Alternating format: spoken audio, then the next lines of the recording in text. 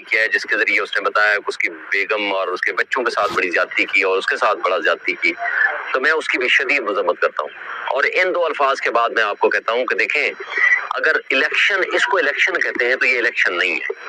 ये इलेक्शन का मतलब है फ्री एंड फेयर इलेक्शन। इसका मतलब है कि तमाम पॉलिटिकल पार्टीज को इक्वल अपॉर्चुनिटी मिले, वो एक ट्रांसपेरेंट प्रोसेस हो, हर कोई अपना पार्टिसिपेट करे और पब्लिक में जाए और पब्लिक फैसला करे कि किसको वोट देना है, किसको नहीं देना। ये हक के हुक्मरानी पब्लिक का है, अवाम का है, कौम का है, लोगों का है। यही आइन कहता है, यही लॉज कहते हैं और यही दुनिया का उसूल है। इसको जमहूरियत कहते हैं। जमहूरियत इसका नाम नहीं है कि आप जमहूर क्या है, पब्लिक इतलाज है। जमहूर को यानी जो आज पीटीआई या इमरान खान जो सबसे मकबूल पार्टी है, उसको आप साइड लाइन करके, उसको आप एक तरफ रख के आप सिर्फ 10-15% अवाम के दरमियान कहो कि जी आप फैसला कर लो कि किसको वोट देना है, किसको नहीं देना। आपने सबके 90% से ज्यादा हमारा आपने पहले नॉमिनेशन फॉर्म छीने, अच्छा वहां से कोई कामयाब हो गए तो आपने फिर तायद कुनिंदा, तजवीज़ कुनिंदा उठा लिए। वहां से अगर कोई भागने में, वहां पहुंचने में कामयाब हो गया तो आपने फिर क्या किया, फिर आपने धड़ाधड़ लोगों के कागजात मुस्तरद कर दिए। और एक ही पॉलिटिकल पार्टी के पीटीआई का जो मेरे तक रिपोर्ट पहुंची है, को 2100 के करीब जो उम्मीदवार हैं उनके रिजेक्ट कर दिए। और उसके मद्दे मुकाबिल वो शहजादा लाडला, सुपर लाडला जिसको लाए गए हैं, शहंशाह करप्शन जनाब नवाज शरीफ PMLN को, उनका एक भी बंदे के कागजात रिजेक्ट नहीं हुए, एक भी लीडर और वर्कर के। मतलब ये है कि आपके सामने सब कुछ नजर आ रहा है।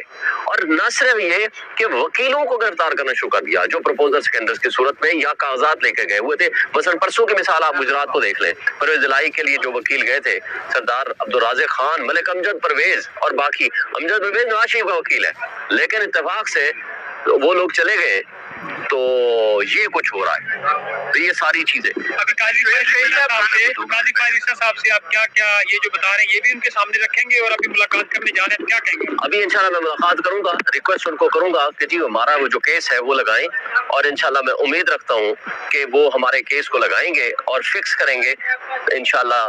और उनको सामने ये सारी चीजें ऑलरेडी हम लिख के भी दे चुके हैं बहुत सारी शिकायत की सूरत में, और उम्मीद रखते हैं कि इंशाल्लाह ये होगा। शहीन साहब, लोगों के घरों में चादरों को देखें, हम इंसाफ की तवक्को इन इमारतों से नहीं रखते, उन इदारों से इसलिए रखते हैं कि जिनकी ये आइन के तहत जिम्मेदारी है।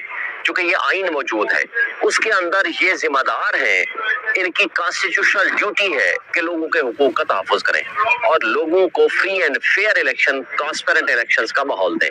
और ये जिम्मेदारी इन्होंने आइन के तहत इनके लोगों के हुकूक के तहफ़्फ़ुज़ की कसम उठाई हुई है। और अगर ये अपनी जिम्मेदारी अदा करने से कासिर रहते हैं तो ये इनके ऊपर एक जिम्मेदारी होगी कि इन्होंने क्यों अपनी जिम्मेदारी अदा नहीं की।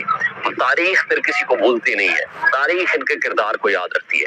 आज अच्छे किरदार भी सामने है, आज जस्टिस मुनीर का किरदार भी सबके सामने है, तारीख इनको अच्छे अल्फाज में याद रखेगी। और अगर बुरा किरदार होगा तो जस्टिस मुनीर के अंदाज में इनको भी याद रखा जाएगा। लेकिन एक बात मैं बता दूं, आज भी वक्त है, तमाम इदारे, हमारी एस्टेब्लिशमेंट और हमारी अदलिया और जो बंद कमरों में बैठ के फैसले करती थी वो कंसीडर करें अपने फैसलों को। अगर वो नहीं करती है तो नुकसान जो होना है इस मुल्क का, जो तबाही होनी है, माशी तबाही होनी है, जो सियासी अदम इस्तेकाम में इजाफा होगा और जिसके जरिए मुल्क की इकाइयां और जड़ें खोखली हो जाएंगी, फिर कोई दुनिया का कोई शख्स फिर खूनी इनकलाब को नहीं रोक सकेगा जो बाजार नजर आ रहा है। और हम नहीं चाहते कि ऐसी सिचुएशन हो, इसलिए कि वो नुकसान मुल्क का होगा।